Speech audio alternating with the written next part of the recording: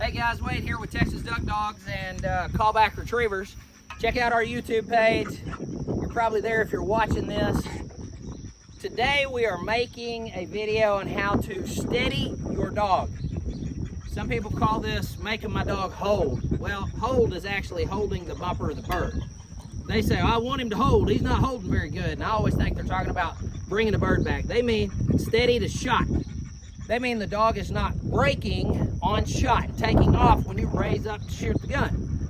Common problem. We're going to help you fix it. It starts with your puppy obedience.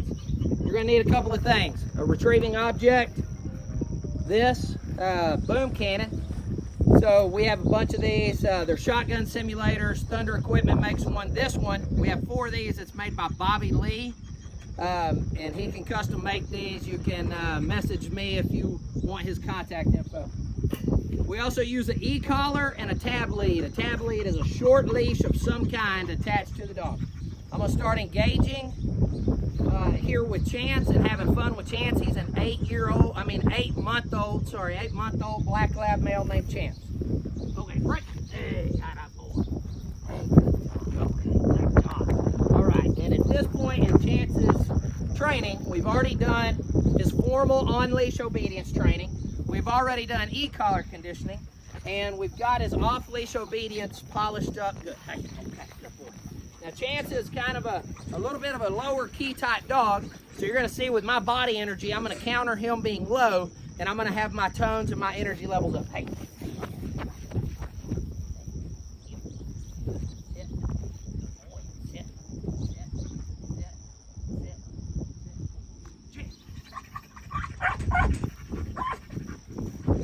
So you can see there I was using the tab lead. And attaboy, good dog. Woo! Here.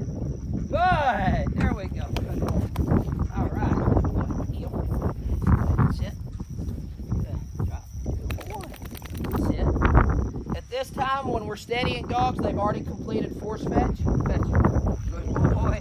Okay. Heel. Good. Sit. Delivering all birds to hand. Drop. Hand bumpers.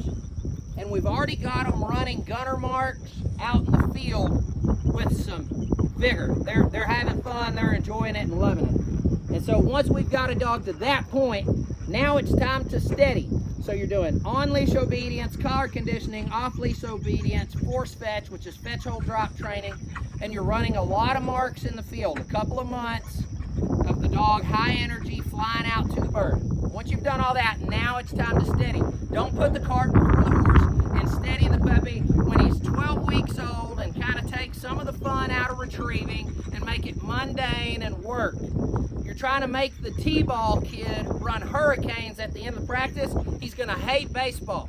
You're trying to make the pee-wee football kids, you know, do crazy stuff their first year, you know.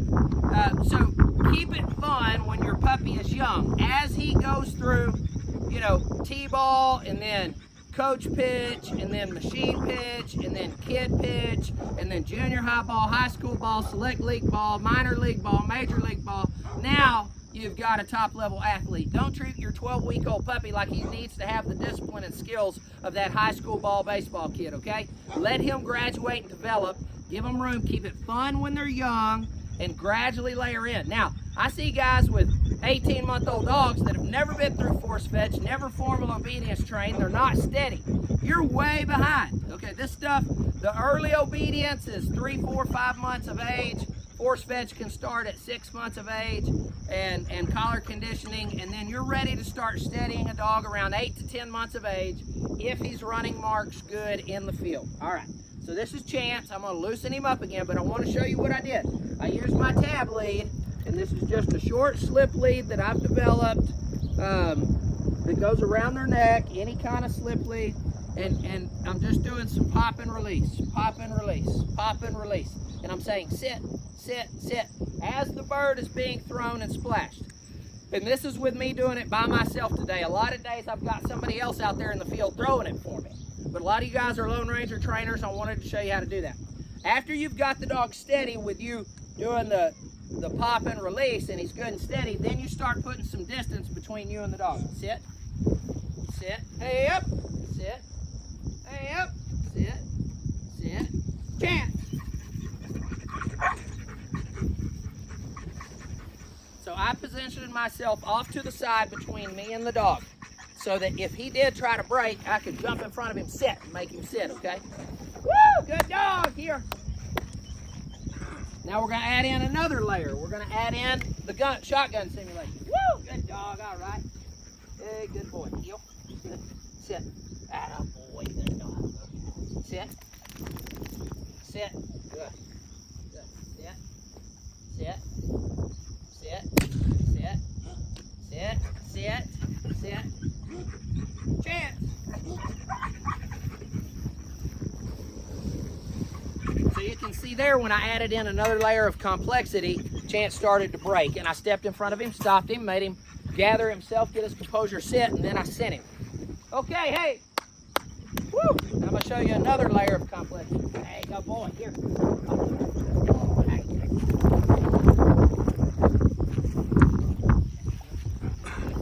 Sit. Sit. Mark. Shoot him, take him, bang, bang, bang. Sit. Sit. Sit. Shoot him, take him, bang, bang, bang. Chance. Chance.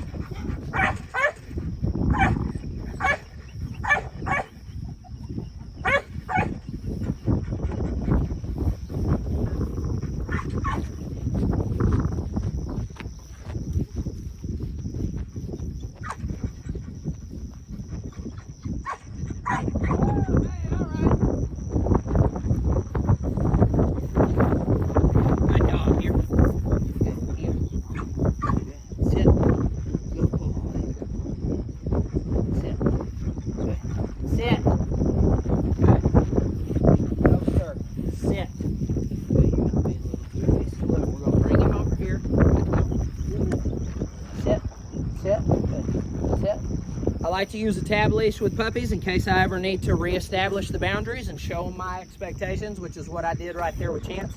So let's talk about that last layer of complexity that I just showed on the video. I put him on a sit, I threw the bird, and I took a few steps, kind of like you're sitting on that dove bucket. Oh, there's one, and you jump up and shoot the bird. Your body momentum is moving forward. You better have conditioned your dog to holding his sit while your body momentum is moving forward. Obviously, Chance is not fully steady. This is the stage of training he is in right now before he goes home from our training program. This guy's owned by Jake Bryden out of the Hill Country, Texas, Austin area. He owns a big heritage construction roofing company, and he's got a new apparel company coming out that's going to be spectacular. So I'll tell you about that more on another video one day. But anyway, Jake owns this dog. Chance is wrapping up our entry-level program and going to go home and be his family companion hunting gun dog. Chance is out of a wonderful pedigree, qualified all age twice, black male named Cole that's out of the 2016 national champion. And my master hunter female, Fancy, who is out of FC Watermarks in Boston. So good Labrador genetics right there. Anyway, he is in the stage where we're starting to up the complexity of the drills. So I'm jumping forward. Eventually I'll jump forward with that boom cannon, and I'll shoot the boom cannon at the same time I jump forward. But I've got to wait till he gets up to speed. So step, step, step, step, step. So you saw it. Initially, I'm dinging him on the leash, and frankly, I would usually start that on land, but it's kind of hot this morning. So we did a few tosses over there in the water. A lot of dogs are going to break on the splash. So you start steadying on land, dinking them with the leash. Pop and release, pop and release. Sit, sit, sit.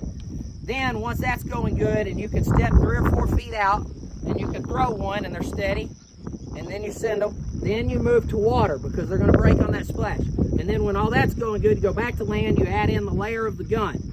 Then you add in the layer of the forward momentum. Then you go back to water and you throw one in the water, shoot the gun, jump forward, say take them like you're on a hunt and all that stuff. And you gradually layer in the complexity. Where guys get in trouble is they skip step 1, 2, 3, 4, 5, 6 and they go straight to jumping forward with a shotgun and a duck blind, and they don't know why their dog's not steady. You got to build them up to that. Teach, teach, teach. Try to replicate a hunt as best you can in your training, but build in the layers first. They're not ready to go from steady in the hallway for a bumper to live 12-gauge fire and a splash mark on the bank in the water. You have to graduate them and slowly develop your dog. Be patient, enjoy the training, enjoy the dog. The bond is the most important thing. Enjoy the work. Happy training, and see you in the field.